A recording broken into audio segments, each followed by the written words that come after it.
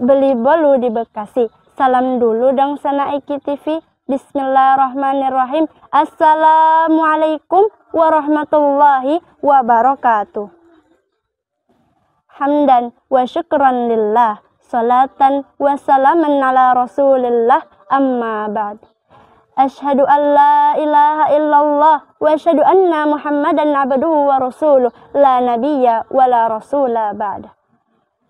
Sana Iki TV yang insya Allah dirahmati oleh Allah Subhanahu wa Ta'ala. Hadirin Sana Iki TV, manusia mana sih yang tidak mau ilmunya berkah? Pasti semuanya pada mau, sebab ilmu yang berkah dapat memberikan banyak manfaat bukan hanya untuk diri sendiri, melainkan untuk orang lain juga. Bahkan ilmu yang berkah dapat membuat seseorang menjadi lebih takwa kepada Allah Subhanahu wa Ta'ala.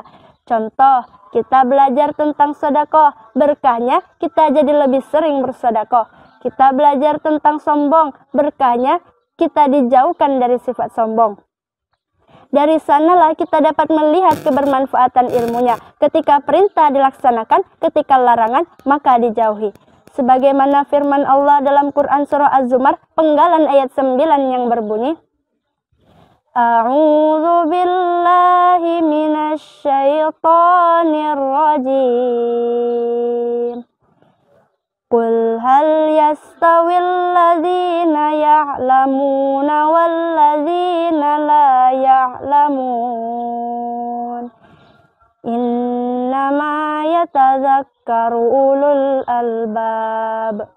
Shadaqallahul azim.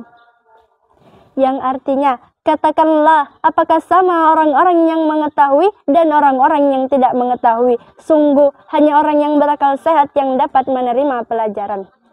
Hadirin Sana Iki TV dimanapun kalian berada. Dari ayat inilah Allah Subhanahu wa Ta'ala menyatakan pernyataan dengan tegas perbedaan antara orang yang berilmu dan orang yang tidak berilmu. Artinya apa hadirin? Artinya, kualitas manusia bukan dilihat dari fisiknya, melainkan dari ilmunya.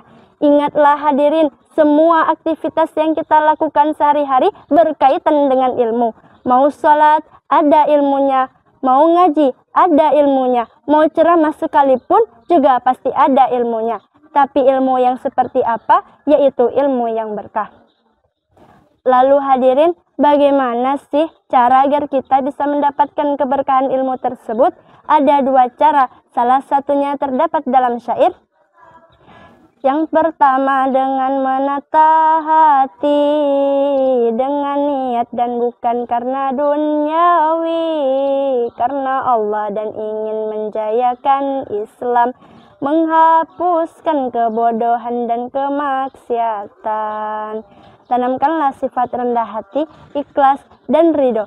Jangan sampai niat kita belok karena tujuan dunia.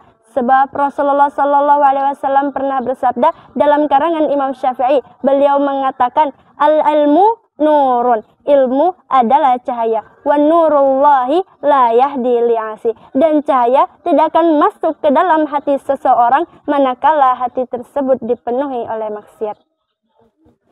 Makanya hadirin, kalau kita belajar tuh susah banget masuk ke otaknya, susah banget buat ngerapinnya. Maka dari itu berhentilah maksiat. Lalu cara yang kedua apa? Yaitu adab. Para ulama mengatakan al-adabu qoblal ilmu. Belajar adab dulu baru ilmu.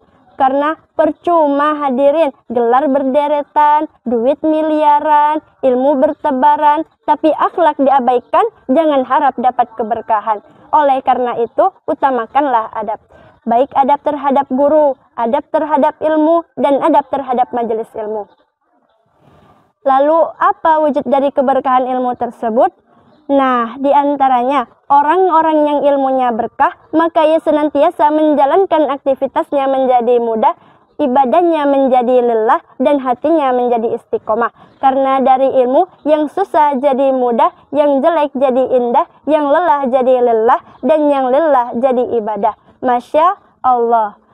Demikianlah yang dapat Ananda sampaikan. Apabila ada salah kata, Ananda mohon maaf, karena kesempurnaan hanya milik Allah semata. Jalan di sore hari membeli kebab, harga kebabnya sangatlah murah. Luruskan niat, jagalah adab agar ilmu menjadi berkah. Wabillahi taufiq wal hidayah, waridho wal inayah. Wassalamualaikum warahmatullahi wabarakatuh.